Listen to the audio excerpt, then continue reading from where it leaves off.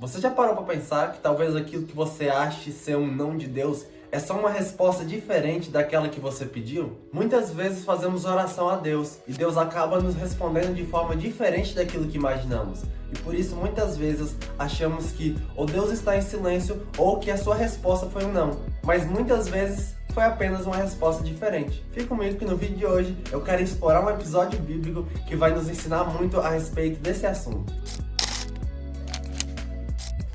Fala gente, como é que vocês estão? Meu nome é Robert e no vídeo de hoje eu quero trazer para vocês o segundo episódio da série E Se? No episódio de hoje vamos abordar a possibilidade de talvez Deus ter apenas respondido a sua oração de uma forma diferente daquilo que você imaginou. Pois Provérbios 16, no versículo 1, diz que do homem são os planos do coração ou as preparações do coração, mas é do Senhor que vem a resposta da boca. Muitas vezes em nossa sabedoria nós fazemos pedidos a Deus que realmente são da vontade de Deus, mas que às vezes por causa de um detalhe ou outro, a resposta de Deus pra gente vem de uma forma um pouco diferente daquilo que imaginávamos. Nós criamos planos, mas a resposta vem da boca do Senhor. Pois ainda que os nossos planos sejam bons, eles nunca serão melhores do que os planos do Senhor. Em Isaías, no capítulo 55, nos versículos 8 e 9, vai falar que os planos e os caminhos do Senhor são muito mais altos que os nossos planos e que os nossos caminhos. Então podemos nos tranquilizar, porque sabemos que aquilo que vem do Senhor sempre é o melhor que Ele pode nos dar. Tem uma analogia que eu gosto muito, que ilustra bem essa questão de às vezes a gente pedir uma coisa e Deus responder de forma diferente. Então,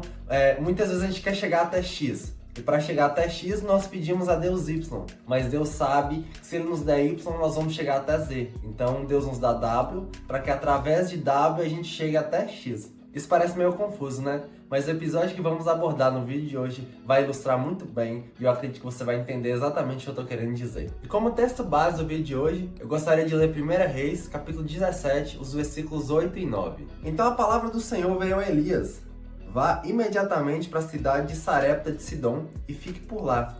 Ordenei a uma viúva daquele lugar que lhe forneça comida.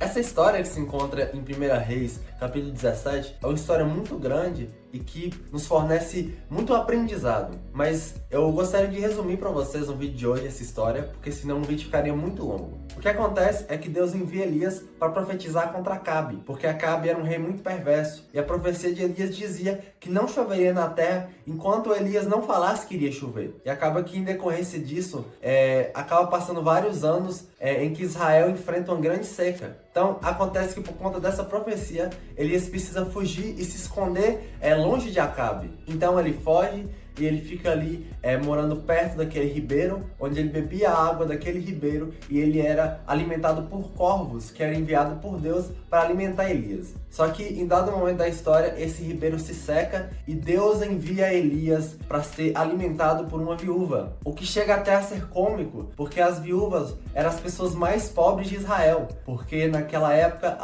existia muito tabu sobre as mulheres, então normalmente as mulheres só trabalhavam em casa. Quando o marido dessas mulheres morriam e elas não tinham filhos adultos para sustentá-las, o que normalmente acontecia é que essas viúvas morriam de fome. E Deus envia Elias para ser alimentado por uma viúva. E o que acontece é que essa viúva estava quase com seus dias contados, porque o alimento de sua casa praticamente havia acabado. Ela só tinha mais um bocado de alimento que ela e seu filho comeria e depois morreriam de fome. Então quando Elias chega, ele chega e pede a essa mulher algo para comer, e a mulher explica a situação dela. Elias fala para aquela mulher confiar nele e ela acaba entregando o seu último alimento para Elias, e através daquilo Deus de maneira sobrenatural multiplica o alimento da viúva. Posteriormente, o filho dessa viúva acaba falecendo e Deus envia Elias para ressuscitá-lo. E tudo isso acontece apenas no capítulo 17 de 1 Reis. Temos muita coisa a aprender com esse texto. Então começaremos agora aprendendo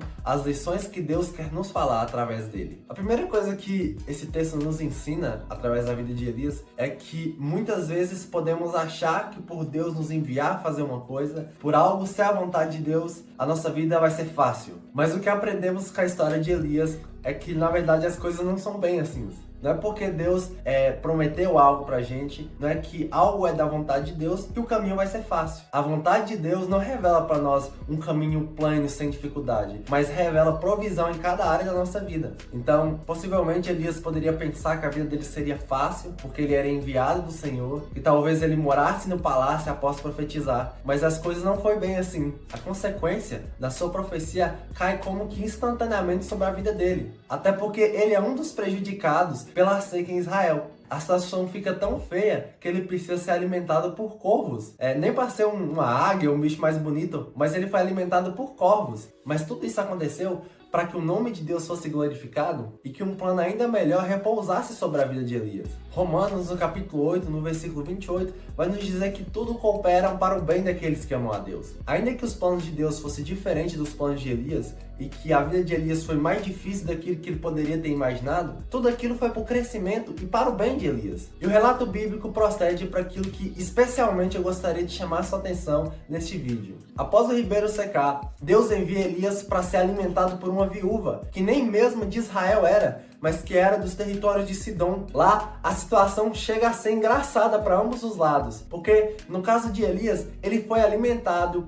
pela pessoa mais pobre de toda a sociedade, uma viúva. Por outro lado, se coloque no lugar daquela viúva. Só restava apenas um alimento para que ela e seu filho comessem, e aparece um profeta que nem da sua terra é e te pede o seu último alimento. E eu quero enfatizar que essa viúva não era dos territórios de Israel. Essa viúva possivelmente poderia nem mesmo conhecer quem era Elias ou o Deus de Israel. Se fosse você no lugar dessa viúva, você daria o seu último alimento para o profeta? O cenário foi bem estranho para os dois lados. Teria Deus falhado com Elias, enviado para aquele lugar só para humilhá-lo? Seria Elias um charlatão que só iria comer aquele alimento daquela viúva e iria embora? Mas a história nos surpreende, nos mostrando uma postura de fé por parte dos dois, tanto de Elias quanto da viúva. Mas a fé deles não foi em vão, porque o texto nos conta que tanto Elias quanto a viúva obteve a sua provisão, o seu milagre, o seu alimento. O ato de fé da viúva foi tão grande que quando o filho dela acaba falecendo, Deus envia Elias para ressuscitá-lo, mostrando que a fé dos dois foi recompensada por uma grande quantidade de milagres. Essa história tem muito a nos ensinar, mas talvez a coisa que ela mais nos ensina é que todas as coisas cooperam para o bem daqueles que amam a Deus. Ainda que Deus operou de forma totalmente inusitada, tudo aconteceu de forma muito maravilhosa. Eles tiveram um milagre, mas além disso, eles obtiveram um aprendizado enorme. Na nossa vida não é diferente. Muitas vezes o Senhor permite que a situação saia do nosso controle. Ele responde a nossa oração por milagre, por coragem, por provisão, mas de um jeito totalmente diferente daquilo que imaginamos. Muitas vezes oramos a Deus por facilidade e Deus responde a nossa oração nos dando responsabilidade sobre alguma coisa. Até porque um bom pai espera o crescimento do seu filho e não há crescimento no conforto. Muitas vezes Deus permite que uma situação piore para que depois ele faça um milagre ainda maior. Já pensou o que teria acontecido se Elias, ao profetizar, ele fosse morar no palácio? Ele nem teria crescido com toda essa situação e nem mesmo teria ajudado aquela viúva. Às vezes Deus nos permite passar por todo tipo de situação para testar nossa fé. E muitas vezes até responder a nossa oração de forma diferente daquilo que imaginamos Ele irá fazer. Nenhuma situação sai do controle de Deus. Por isso, se você acha que Deus está em silêncio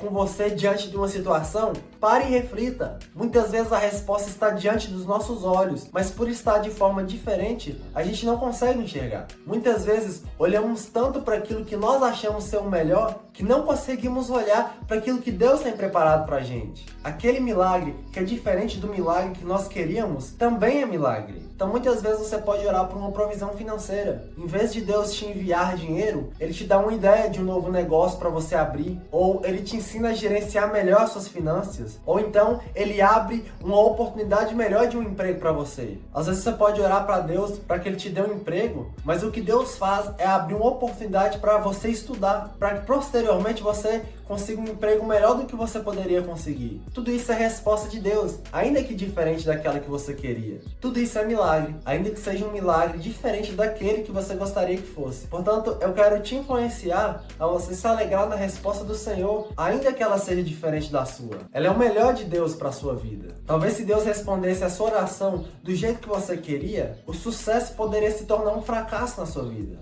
Talvez essa resposta exatamente da forma que você pediu te levasse para longe do seu objetivo e não para perto dele. Então, descanse na resposta que Deus te der, pois ela é o que de melhor Ele poderia te dar.